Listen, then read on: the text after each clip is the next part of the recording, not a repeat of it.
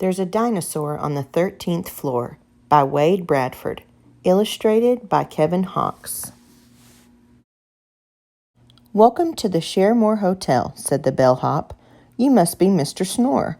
Let me show you to your room." "The sooner the better," said Mr. Snore. "I am very sleepy." "Here you are," said the bellhop. "Room 104. Sweet dreams, Mr. Snore." Mr. Snore thanked the bellhop, got ready for bed, crawled under the covers, and switched off the light. But as he was about to lay his head upon the pillow, he heard a squeaking sound. "Hello, front desk. This is Mr. Snore in room 104. Somebody is sleeping on my pillow." "Yes, that would be the mouse," said the bellhop. "I believe he has had a very long day." "So have I," grumbled Mr. Snore, "and I do not wish to share a room with a mouse."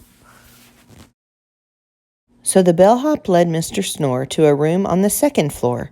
"Sleep tight, Mr. Snore." Mr. Snore crawled into bed and switched off the light. But just as he was falling asleep, he felt a rush of cold air. Mr. Snore called the front desk again.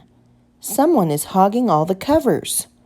"That would be the pig," said the bellhop. "Shall I bring you another blanket?" "No," Mr. Snore fumed. "I want another room." So the bellhop took Mr. Snore to the 3rd floor, where there were no pigs or mice to be found. Mr. Snore kicked off his slippers, crawled into bed, and was just about to close his eyes when drip, drip, drip. "Sorry about the leaky ceiling," the bellhop said as Mr. Snore marched past the ocean view on the 4th floor. "This time," declared Mr. Snore, "I will find my own room." He found one on the 5th floor.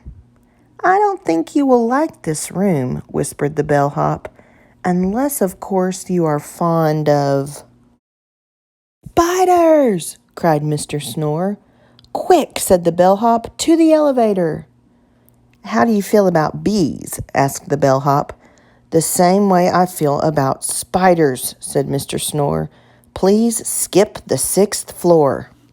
The 7th floor was too hot. The 8th floor was too cold.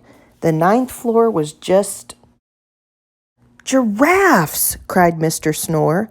The bellhop smiled. "Would you care to guess what's on the 10th floor?" On the 10th floor they found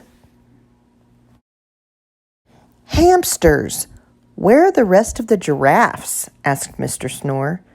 "On the 11th floor," said the bellhop. "Then I will stay on the 12th," said Mr. Snore. So they went to the 12th floor. "Hey, it's empty," said Mr. Snore. "No one ever stays here," explained the bellhop. "Perfect," said Mr. Snore, and he lay down and shut his eyes. "It does tend to get a bit noisy," the bellhop warned, but Mr. Snore was already fast asleep. "Stomp, stomp, stomp, gurgle, gurgle, swish, swish." Mr. Snore rang the front desk.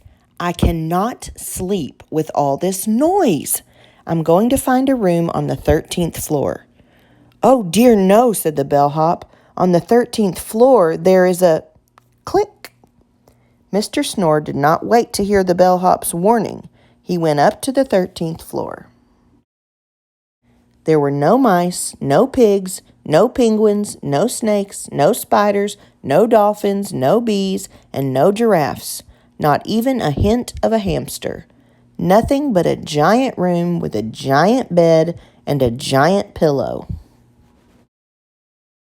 "I do hope Mr. Snore will be all right," said the bellhop. Ring! Went the phone at the front desk of the Shermore Hotel.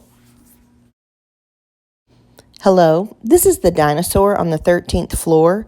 Somebody is sleeping on my pillow." The bellhop sighed. "That would be Mr. Snore," he said. "He has had a very long day."